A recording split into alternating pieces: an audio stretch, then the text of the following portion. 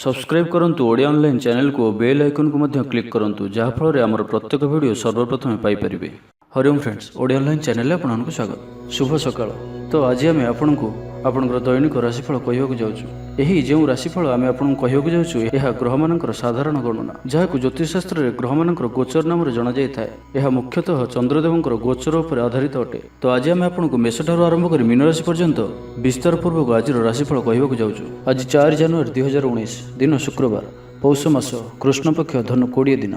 आज तिथि और नक्षत्र चतुर्दशी रात्र 5 घंटा 5 मिनिट पर्यंत, ज्येष्ठ नक्षत्र दिवा 1 घंटा 43 मिनिट पर्यंत, बिछाचंद्र दिवा 1 घंटा 43 मिनिट पर्यंत। तुला और कुंभ राशि मानकर घात चंद्र, बिछा, धनु और मीन राशि मानकर घात 12। आज शुभ बेला दिवा 7 घंटा 50 मिनिट रु दिवा 3 घंटा 57 मिनिट पर्यंत, अपराह्न 5 घंटा 18 मिनिट रु रात्र 6 घंटा 57 मिनिट पर्यंत। निषिद्ध खाद्य बीरी। तो मेष ठारू आरंभ कर मीन राशि व्यक्ति कौन कही थाए आज आपणकर राशि, कौन कही थाए आज आपणकर ग्रह नक्षत्र और आज आपको एपरि केउं उपाय करबा आवश्यक जहाँफल आज आपणकर दिनटी अत्यंत शुभ सब्यस्त हेबो। एही क्रम सबुठारु प्रथमे आसंतु जानिबा मेष राशि विषय में। मानसिक विषाद देखादेव, विभिन्न प्रकार असुविधार सम्मुखीन होई पारंती, अर्थहानि, शरीर पीड़ा भली किसी समस्या देखादेव। कर्मक्षेत्र में सहकर्मी मानकर असहयोग देखादेव। छात्र छात्री मैंने पढ़ापढ़ी अवहेला प्रदर्शन करेंगे। पड़ोसी लोक शत्रुता आचरिबे। मिथ्या निंदा अपवादर सम्मुखीन होई पारंती। किछि कलहर संभावना बनुअछि, सेथिपई निजर क्रोध और वाक्य पर नियंत्रण रखंतु। तो आज दिनटुक आपण शुभमय करिया पई नृसिंह भगवान को दर्शन करंतु। यह आपणको पई शुभ ही रहइबो। एबा आसंतु वृष राशि विषय जानिबा। मनोबल दृढ़ रहइबो, उत्साह उद्दीपना वृद्धि पाइबो, आर्थिक स्थिति मजबूत रहइबो। राजनीति क्षेत्र में थिबा व्यक्तिंको पई आज दिनटी अत्यंत शुभ सब्यस्त हेबो। कर्मक्षेत्र शांतिप्रद रहिबो। सहकर्मी मानकर सहयोग मानसिक शांति प्रदान करिबो। दाम्पत्य जीवन हर्ष उल्लास कटिबो। जहाँ इच्छा करिवे ताहा करि परिबे और प्रत्येक कार्य में सफलतार संभावना अधिक ही रहिबो। छात्र छात्री माने पढ़ा क्षेत्र में शुभफल प्राप्त करिवे। कौनसी खुशीर खबर शुणियाकु मिल पारे। आईन अदालत में चलुवा कौन निर्णय आपणकर सपक्ष जाइपारे। तो आज दिनटी को आप शुभमय करने गाय को पेट पूरा घास खाइबा दिंतु। यह आपण शुभ ही रहिबो। एबा आसंतु मिथुन राशि विषय जानिबा। परिवार मध्य बुझाणा भल रहिबो। दृढ़ मनोबल नहीं प्रत्येक कार्य संपादन करेंगे। कर्मक्षेत्र में सहकर्मी मानकर सहयोग प्राप्त करेंगे। बंधुबांधव और सांगसाथी मेल में दिन कटिबो। कौनसी भोजीभात में जोग दे पारंती। कवि और लेखक मानक आज दिनटी अत्यंत शुभ सब्यस्त हेबो। व्यवसाय आशा मुताबक हेबो। ईश्वर प्रति आस्था बढ़िबो। छात्र छात्री माने पढ़ा लेखार उत्तम प्रदर्शन जारी रखिबे। शरीर सुस्थ और संपूर्ण दिनटी मन में प्रसन्नता रहिबो। तो आज दिनटी को आप शुभमय करने कौन से अंध किंबा विधवा लोक किसी साहाय्य करंतु। यह आपन शुभ ही रहिबो। एबा आसंतु कर्कट राशि विषय जानिबा। रोजगार पूर्व भली रहिबो। प्रत्येक कार्य सफलता मिलिबो। मन प्रसन्न रहिबो। कर्मक्षेत्र सहज सरल और आनंददायक रहिबो। कौन से नूतन वस्त्र किंबा किसी सामग्री क्रय करि पारंती। कौन से शुभ खबर शुणिबाकु मिलिबो। बैंक और बीमा कर्मचारी आज दिनटी अत्यंत शुभ सब्यस्त हेबो। व्यवसाय लाभ आशा अनुरूप हेबो। पारिवारिक जीवन सुख शांतिपूर्ण रहिबो। शारीरिक सुस्थता बजाय रहिबो। महिला माने गृह निपुण हेबे। कौन से नुआ मित्र होई पारंती। तो आज दिनटी को आप शुभमय करने असहाय लोकंकु किछि साहाय्य करंतु। यह आपणको पई शुभ ही रहिबो। एबा आसंतु सिंह राशि विषय जानिबा। किछि स्वास्थ्यजनित समस्या देखा देई पारे, सेथिपई निजर खाद्यपेय उपर सजग रुहंतु। मन उदास रहिबो। किछि आर्थिक संकट देखा देई पारे। पड़ोशी मानक सहानुभूति वंचित हेबे। छात्र छात्री माने अलसुआ स्वभाव रहिबे। व्यवसाय रे क्षतिर सम्मुखीन होई पारंती।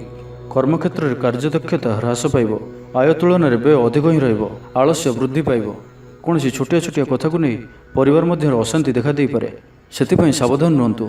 तो आज दिनटी को आप शुभमय करने कौन से अस्वस्थ वृक्ष मूल राशि तेलर दीपटीए जालंतु। यह आपंप शुभ ही रहिबो। एबे आसंतु कन्या राशि विषय जानिबा। परामर्श नहीं कार्य कले सफलतार संभावना अधिक ही रहिबो। आर्थिक स्थिति स्वच्छल रहिबो। परिवार रे सुख शांतिर परिवेश रहिबो। कौन सी दूर यात्रा करि पारंती। नूतन भूमि जान किंबा गृह क्रय करिवार योजना प्रस्तुत करि पारंती। व्यवसाय क्षेत्र में व्यक्ति आज अधिकरू अधिक लाभ प्राप्त करिवे। विवाह आदि कौन शुभ खबर आसीपारे। कर्मक्षेत्र शांतिप्रद रहिबो। शरीर सुस्थ और मन प्रसन्न रहिबो। कौन सुखप्रद घटना मान घटिबो। जहाँ इच्छा करेंगे ताहा करि परिबे और सेथिरे सफलतार संभावना अधिक ही रहिबो। तो आज दिनटी को आप शुभमय करने सामान्य महू किंबा गुड़ खाईकरी यात्रा आरंभ करंतु। यह आपन शुभ ही रहिबो। एबे आसंतु तुला राशि विषय जानिबा। शरीर सुस्थ रहिबो। अतिरिक्त ऊर्जार अनुभव करिवे। प्रत्येक कार्य में सफलतार संभावना अधिक ही रहिबो। आशा करुवा दिगरु अर्थप्राप्तिर संकेत मिलिबो। पारिवारिक जीवन सुखमय रहिबो। पड़ोशी सह संपर्क मजबूत हेबो। ବ୍ୟବସାୟରେ କାରବାର ବୃଦ୍ଧି ପାଇବ। ତେବେ ଆଜି ତୁଳା ରାଶିରେ ଘାତଚନ୍ଦ୍ର ଭୋଗ ଥିବାରୁ ଯାନବାହନ ଚଳାଇବା ସମୟରେ ସାବଧାନ ରୁହନ୍ତୁ। ନିଆଁ ଓ ପାଣି ପ୍ରତି ସତର୍କ ରୁହନ୍ତୁ ଏବଂ ଅପରାହ୍ନରେ ଦୂରଯାତ୍ରାରୁ ଯେତେ ସମ୍ଭବ ଦୂରରେ ରୁହନ୍ତୁ। ଯଦି ଏପରି ସମ୍ଭବ ନ ହୁଏ ତ ସାବଧାନ ରୁହନ୍ତୁ। ତ ଆଜିର ଦିନଟିକୁ ଆପଣ ଶୁଭମୟ କରିବା ପାଇଁ ଭଗବାନ ଶିବଙ୍କର ଦର୍ଶନ କରନ୍ତୁ ଓ ବେଲପତ୍ର ଓ ଚମ୍ପା ଫୁଲ ଅର୍ପଣ କରନ୍ତୁ। ଏହା ଆପଣଙ୍କ ପାଇଁ ଶୁଭ ହିଁ ରହିବ। ଏବେ ଆସନ୍ତୁ ବିଚାରାଶି ବିଷୟରେ ଜାଣିବା। ସାଂସାରିକ ଜୀବନ ଜଞ୍ଜାଳମୟ ହେବ।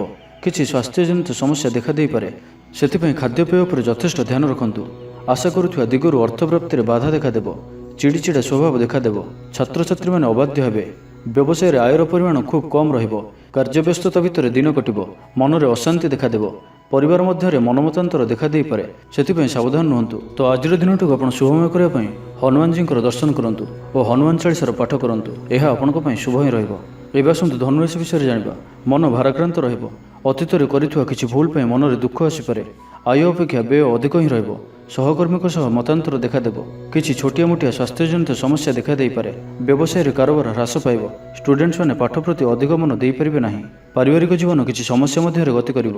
ପୂର୍ବ ଯୋଜନା ଅନୁଯାୟୀ କାର୍ଯ୍ୟ କରିବାରେ ବାଧା ଉପୁଜିବ। ମାନସିକ ଚାପ ବୃଦ୍ଧି ପାଇବ।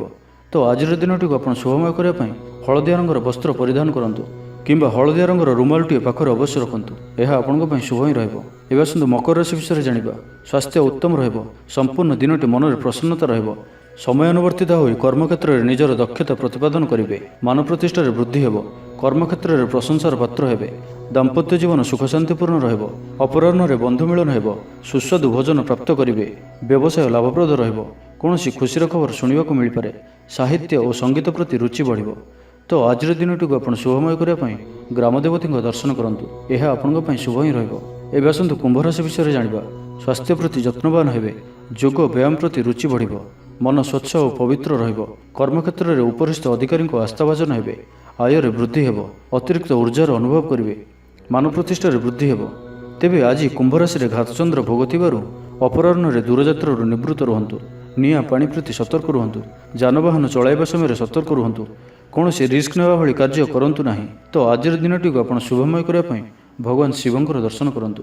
ଏହା ଆପଣଙ୍କ ପାଇଁ ଶୁଭ ହିଁ ରହିବ। ଏବେ ଆସନ୍ତୁ ମୀନ ରାଶି ବିଷୟରେ ଜାଣିବା। ଚିଡ଼ିଚିଡ଼ା ସ୍ୱଭାବ ବୃଦ୍ଧି ପାଇବ। କିଛି ସ୍ୱାସ୍ଥ୍ୟଜନିତ ସମସ୍ୟା ଦେଖାଦେଇପାରେ। ଆୟ ଅପେକ୍ଷା ବ୍ୟୟ ଅଧିକ ହିଁ ରହିବ। ପିଲାମାନେ ଅବାଧ୍ୟ ହେବେ। ପଡ଼ୋଶୀଙ୍କ ସମ୍ପର୍କରେ ତିକ୍ତତା ଦେଖାଦେବ।